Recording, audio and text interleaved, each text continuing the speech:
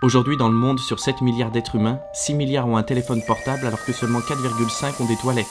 De plus, 1,8 milliard de personnes consommeraient une eau contaminée par des matières fécales.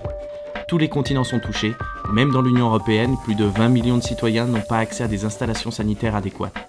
Ce manque d'assainissement a plusieurs origines. C'est un sujet tabou dont l'évocation embarrasse les États, les médias et l'opinion publique. Un manque de volonté politique entraîne un manque de financements nationaux et internationaux. Les populations ne sont pas sensibilisées. Le lien réel entre maladie et manque de toilettes n'est toujours pas assimilé. Pourtant, rendre les toilettes accessibles à tous représente un gain à tous les niveaux.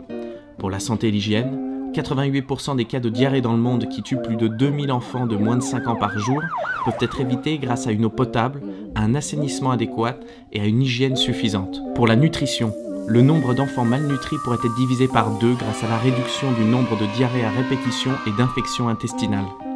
Pour l'éducation, avec la réduction des maladies à l'origine d'un fort absentéisme scolaire, 272 millions de jours de classe sont ainsi gagnés chaque année. Les filles et les femmes en particulier retrouvent leur dignité. L'accès aux toilettes préserve leur pudeur, surtout lorsqu'elles atteignent l'âge de la puberté.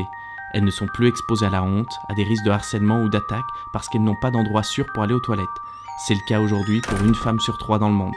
À la dignité s'ajoute un bénéfice économique. 260 milliards de dollars par an pourraient être économisés du fait d'un accès à l'eau potable et à l'assainissement. Chaque dollar investi dans l'amélioration de l'accès à l'assainissement rapporte 5,5 $. Enfin, c'est bien meilleur pour l'environnement. Les cours d'eau, les nappes phréatiques et les sols sont moins pollués par les eaux usées. Aujourd'hui, 90% des eaux usées des pays en développement sont rejetées sans avoir été traitées dans les rivières, les lacs et les zones côtières. Alors qu'est-ce qu'on attend ? Des progrès ont déjà été réalisés, des solutions existent. L'accès à l'eau potable et à l'assainissement est un droit de l'homme reconnu depuis 2010. Nous avons besoin de vous pour briser le tabou. Alors aidez-nous en diffusant cette vidéo et en vous rendant sur www.parlonstoilettes.org.